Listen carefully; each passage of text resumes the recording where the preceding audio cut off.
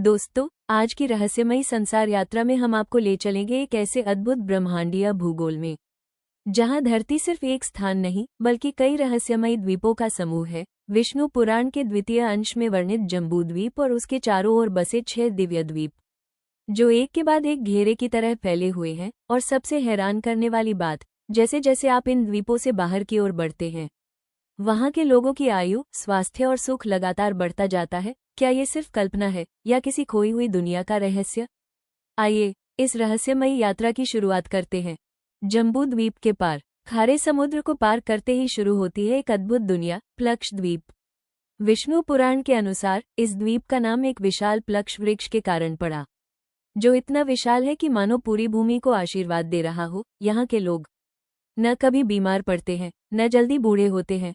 उनकी आयु लंबी है, जीवन शांत है और वातावरण पूर्णतः संतुलित।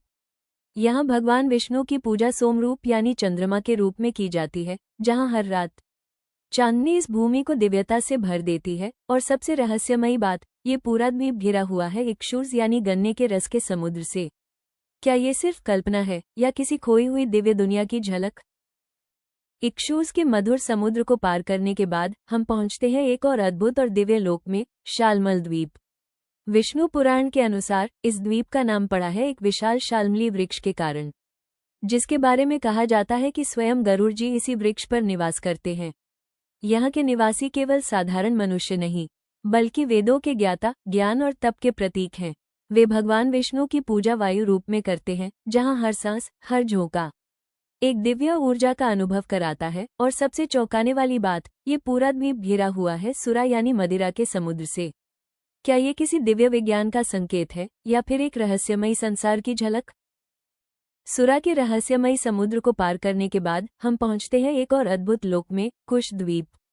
विष्णु पुराण के अनुसार इस द्वीप का नाम पड़ा है पवित्र कुश घास के कारण, जो यहाँ देवताओं जैसी दिव्य चमक के साथ प्रकाशमान होती है। यहाँ के लोग केवल जीवन नहीं जीते बल्कि हर क्षण धर्म और अनुष्ठानों में लीन रहते हैं। वे भगवान की पूजा जनार्दन रूप में करते हैं, जहाँ हर यज्ञ, हर मंत्र एक आध्यात्मिक ऊर्जा का संचार करता है। और सबसे अद्भुत बात, ये पूरा द्वीप घिरा हुआ है घृत यानी घी के समुद्र से।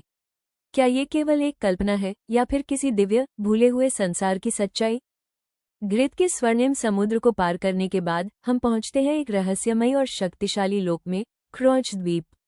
विष्णु पुराण के अनुसार इस द्वीप का नाम पड़ा है क्रौंच पर्वत के कारण, जिसके बारे में कहा जाता है कि उस पर एक दिव्य प्रहार हुआ था कार्तिकेय के शक्तिशाली अस्त्र से, जिससे इस विशाल पर्वत में एक अद्भुत छेद बन गया।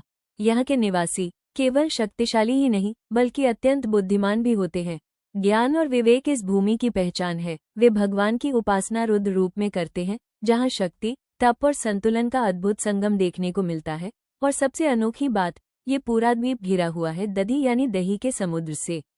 क्या ये कोई प्रतीकात्मक विज्ञान है या फिर एक ऐसे संसार का वर्णन जिसे हम आज भी पूरी तरह समझ नहीं पाए?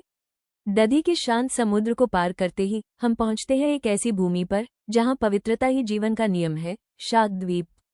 विष्णु पुराण के अनुसार इस द्वीप का नाम पड़ा है एक विशाल और सुगंधित शाक वृक्ष के कारण, जिसकी खुशबू पूरे द्वीप को दिव्यता से भर देती है। यहाँ के लोग इतने पवित्र माने जाते हैं कि इस भूमि पर अधर्म का अस्तित्व ही नहीं। हर व्यक्ति सत्य, धर्म और संतुलन के मार्ग पर चलता है। और सबसे विशेष बात, यहाँ भगवान की पूजा सूर्य रूप में की जाती है, जहाँ हर सुबह सूर्य की पहली किरण पूरे द्वीप को ऊर्जा और प्रकाश से भर देती है। ये द्वीप दूध के समुद्र से घिरा हुआ है। क्या यह एक आदर्श समाज की झलक है या फिर किसी दिव्य लोक का वास्तविक वर्णन? और अब हमारी रहस्यमयी यात्रा हमें ले आती है अंतिम और सबसे दिव्य लोक में, पुष्कर द्वीप। विष्णु पुराण के अनुसार ये सबसे बाहरी द्वीप है, जहाँ स्थित है एक विशाल और दिव्य पुष्कर कमल। कहा जाता है इस कमल पर स्वयं ब्रह्मा निवास करते हैं। यहाँ का संसार हमारे जाने पहचाने नियमों से बिल्कुल अलग है। न कोई राजा, न कोई दंड और न ही कोई लोभ। यहाँ के लोग हजारों वर्षों तक जीवित रहते हैं और उनका रूप देवताओं के समान तेजस्वी होता है। चारों ओर शांति, संतुलन और पूर्णता, मानो ये कोई संसार नहीं बल्कि एक दिव्य अवस्था हो। और सबसे अद्भुत बात, ये पूरा द्वीप घिरा हुआ है शुद्ध जल के समुद्र से। क्या ये सृष्टि का अंतिम सत्य है या फिर एक ऐसे लोक का वर्णन जहां पहुंचकर हर प्रश्न समाप्त हो जाता है? इतने अद्भुत, इतने सुख सुविधाओं से भरे द्वीप होने के बावजूद आखिर क्यों जम्बूद्वीप को ही सबसे श्रेष्ठ कहा गया? विष्णु पुराण के अनुसार सत्वद्वीप जम्बूद्वीप है जो हमारी पृथ्वी है। बाकी सभी 6 द्वीप केवल भोग भूमि है, जहाँ जीवन तो सुखमय है पर वहाँ नया कर्म करने का अवसर नहीं। लेकिन भारतवर्ष यानी जम्बूद्वीप का ये भाग केवल एक भूमि नहीं बल्कि कर्म भूमि है। यही वो स्थान है जहाँ हर कर्म, हर निर्णय आपके भाग्य और भविष्य को बदल सकता है। यही वो भूमि है जहाँ से मोक्ष की यात्रा शुरू होती है और शायद यही कारण है कि देवता भी इस पवित्र भूमि पर जन्म लेने के लिए तरसते हैं। क्या आप समझ पाए कि आप जिस भूमि पर खड़े हैं वो कितनी दुर्लभ और दिव्य है?